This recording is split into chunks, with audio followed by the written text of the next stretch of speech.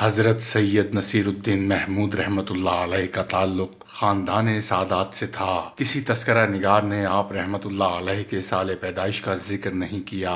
اکثر کتابوں میں تحریر ہے کہ آپ رحمۃ اللہ علیہ کے مورث اعلیٰ سید یحییٰ خراسان سے ترک سکونت کر کے لاہور میں آباد ہو گئے تھے۔ تحقیق کی روشنی میں یہ روایت درست نہیں۔ سید نصیر الدین محمود کے دادا کا نام سید عبد اللطیف تھا، جو خراسان سے ہجرت کر کے لاہور میں قیام پذیر ہوئے، اور پھر یہیں آپ کے صاحبزادے سید یحییٰ پیدا ہوئے۔ پھر سید یحییٰ لاہور سے اودھ تشریف لے گئے، یہیں حضرت سید نصیر الدین محمود کی ولادت ہوئی۔ اودھ ہندوستان کا ایک قدیم ترین مہذب علاقہ تھا، جس میں موجودہ بھارت کا شہر لکھنؤ بھی شامل ہے، جو اردو شاعری اور تمدنی شائستگی کے حوالے سے خصوصی شہرت کا حامل ہے۔ بعض تذکرہ نگاروں نے اس طرف بھی اشارہ کیا ہے کہ حضرت سید نصیر الدین محمود اجودیہ میں پیدا ہوئے۔ یہ وہی اجودیہ ہے جو بابری مسجد کے انہدام کے حوالے سے بین الاقوامی ہنگامہ خیز شہر بن کر رہ گیا ہے۔ ہندوؤں کا دعویٰ ہے کہ یہیں ان کے مشہور اوتار رام چندر جی پیدا ہوئے، اسی لیے اجودیہ کو رام بھومی یعنی رام کی سرزمین پیدائش بھی کہا جاتا ہے۔ اہل ہنود کا یہ بھی کہنا ہے کہ جس مقام پر رام چندر جی پیدا ہوئے، مسلمانوں نے اسے مسمار کر کے مغل شہنشاہ ظہیر الدین محمد بابر کے عہد سلطنت میں بابری مسجد تعمیر کی۔ نتیجتاً انتہا پسند ہندوؤں کے بقول بابری مسجد کو ڈھا کر مسلمانوں سے انتقام بھی لے لیا، اور اپنے بھگوان رام چندر جی کے پوتر استھان کو پاک صاف بھی کر دیا۔ اس بحث سے قطع نظر اجودیہ بھی اودھ کا علاقہ تھا، اور یہیں سلسلہ چشتیہ کے جانباز بزرگ حضرت سید نصیر الدین محمود رحمۃ اللہ علیہ پیدا ہوئے۔ حضرت سید نصیر الدین محمود کے والد محترم کا انتقال اس وقت ہوا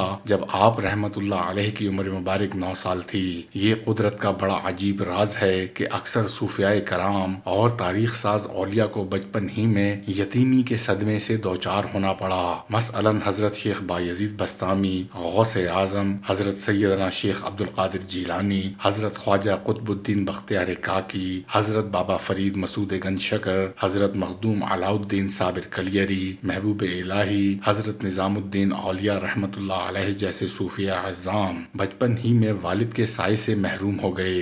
ہو سکتا ہے کہ اس روایت کا کوئی نہ کوئی تعلق سرور کائنات صلی اللہ علیہ وآلہ وسلم کی ذات اقدس سے بھی ہو، کیونکہ سرور کونین صلی اللہ علیہ وآلہ وسلم اپنی پیدائش سے پہلے ہی یتیم ہو گئے تھے۔ کہنے والوں نے اس وقت کہا تھا کہ اس معاشرے میں اس یتیم بچے کی کیا حیثیت ہوگی، پھر دیکھنے والوں نے دیکھا کہ اس یتیم بچے نے پوری انسانیت کی تاریخ ہی بدل ڈالی۔ شاید اسی مشیت الہی کے تحت بڑے بڑے صوفیاء کرام کو آزمائش کی اس منزل سے گزارا جاتا ہے، اور یہ بھی بڑی عجیب یکسانیت ہے کہ یتیم ہو جانے والے اولیاء کرام کی مائیں اپنے وقت میں بڑی بڑی عابدہ اور زاہدہ گزری ہیں۔ حضرت سید نصیر الدین محمود رحمۃ اللہ علیہ کی والدہ محترمہ بھی بہت نیک خاتون تھیں۔ آپ نے اپنے بیٹے کو کسی بھی لمحے باپ کی کمی کا احساس تک نہیں ہونے دیا، اور شب و روز کی ایک ایک ساعت فرزند کی تعلیم و تربیت کے لیے وقف کر دی۔ حضرت سید نصیر الدین محمود نے فقہا کی مشہور کتاب بزودی مشہور عالم قاضی محی الدین کاشانی سے پڑھی۔ سید العارفین کی روایت کے مطابق آپ نے مولانا عبد الکریم شیروانی سے بزودی کے مطالب و مفاہیم سمجھے۔ مولانا عبد الکریم شیروانی کو اپنے وقت میں علماء زمان تصور کیا جاتا تھا۔ ان کے انتقال کے بعد حضرت سید نصیر الدین محمود نے ایک اور بہت بڑے عالم مولانا افتخار الدین محمد گیلانی سے تمام مذہبی علوم حاصل کیے۔ تحصیل علم کے بعد حضرت سید نصیر الدین محمود نے صحرائے نووردی اختیار کی۔ اس وقت آپ رحمۃ اللہ علیہ کی عمر 25 سال تھی۔ حضرت سید نصیر الدین محمود ایک درویش کے ساتھ مسلسل 8 سال تک مختلف جنگلوں اور علاقوں میں گھومتے رہے۔ اس دوران آپ پابندی سے نمازیں ادا کرتے اور روزے رکھتے۔ سنبھالو ایک درخت کا نام ہے جو کثرت کے ساتھ جنگلوں میں پایا جاتا ہے۔ قدرتی طور پر اس کے پتوں میں غذائیت پائی جاتی ہے۔ حضرت سید نصیر الدین محمود سنبھالو کے پتوں سے روزہ افطار کرتے۔ اس طرح حضرت نصیر الدین محمود کو مختلف علاقوں میں گھومتے علماء و مشائخ سے ملتے ہوئے 10 سال اور گزر گئے۔ اب آپ کی عمر مبارک 43 سال ہو چکی تھی۔ حضرت نصیر الدین محمود کی یہ صحرائے نووردی صرف سکون قلب کی تلاش میں تھی، اور ہزار کوششوں کے باوجود بھی آپ رحمت اللہ علیہ کو اطمینان قلب حاصل نہیں ہوتا تھا۔ اس سلسلے میں آپ نے کئی صوفیاء کرام سے بھی ملاقاتیں کیں، مگر حضرت سید نصیر الدین محمود ان بزرگوں کی خانقاہوں سے بھی غیر مطمئن ہی اٹھے۔ یہاں اس بات کی وضاحت ضروری ہے کہ ان بزرگوں کی روحانی صلاحیتوں میں کوئی کمی نہیں تھی۔ جس طرح ایک انسان کی روزی اور موت ایک مخصوص مقام پر مقرر ہوتی ہے، اسی طرح روحانیت میں بھی کسی شخص کا حصہ کسی مخصوص بزرگ کی ذات سے وابستہ ہوتا ہے۔ اس زمانے میں حضرت نظام الدین اولیاء اپنی روحانی عظمت کے حوالے سے ہندوستان گیر شہرت رکھتے تھے۔ آخر حضرت سید نصیر الدین محمود نے بھی دہلی کا رخ کیا اور حضرت محبوب الہی کی خانقاہ کے دروازے پر پہنچ کر ایک درخت کے سائے میں کھڑے ہو گئے اور دل ہی دل میں کہنے لگے، اگر حضرت نظام الدین اولیاء واقعی کشف باطن رکھتے ہیں تو خود ہی میری طرف متوجہ ہوں گے۔ حضرت سید نصیر الدین محمود ابھی اپنی انہی خیالات میں گم تھے کہ حضرت نظام الدین اولیاء خانقاہ کی چھت سے اتر کر نیچے تشریف لا رہے تھے۔ آپ رحمت اللہ علیہ کی نظر سید نصیر الدین محمود پر پڑی، جو بہت دیر سے درخت کے سائے میں کھڑے تھے۔ حضرت محبوب الہی نے چند لمحوں تک انہیں دیکھا اور اپنے حجرہ مبارک میں چلے گئے۔ پھر اپنے خدمتگار کو مخاطب کرتے ہوئے فرمایا، وہ صاحب جو درخت کے نیچے کھڑے ہیں انہیں میرے پاس لے آؤ۔ حضرت محبوب الہی کے خادم کی بات سن کر حضرت سید نصیر الدین محمود کو شدید حیرت ہوئی، اور آپ رحمت اللہ علیہ کو حضرت نظام الدین اولیاء کی قوت کشف پر اعتبار آ گیا۔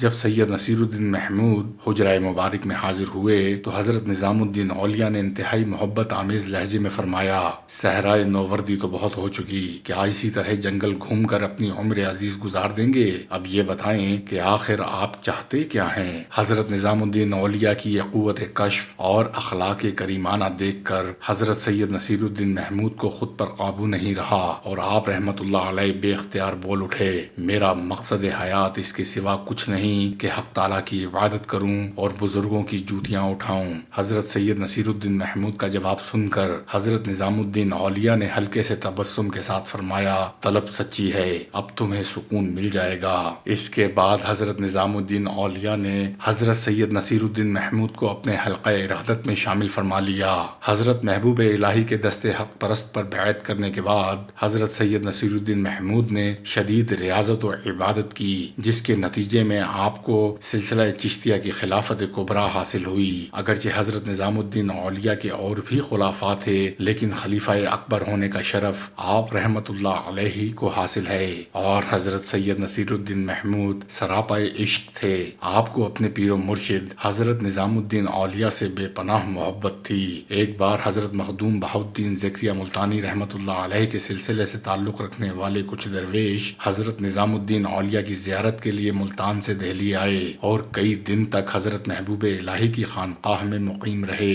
ایک رات سردی کے موسم میں وہ درویش اپنا گرم لباس چھوڑ کر دریائے جمنا کے کنارے وضو کرنے کے لیے گئے۔ پھر جب وہ درویش وضو کر کے جماعت خانے واپس آئے تو ایک درویش کا لباس غائب تھا۔ اس درویش نے جماعت خانے میں ٹھہرے ہوئے دوسرے لوگوں سے اپنے لباس کے بارے میں پوچھا۔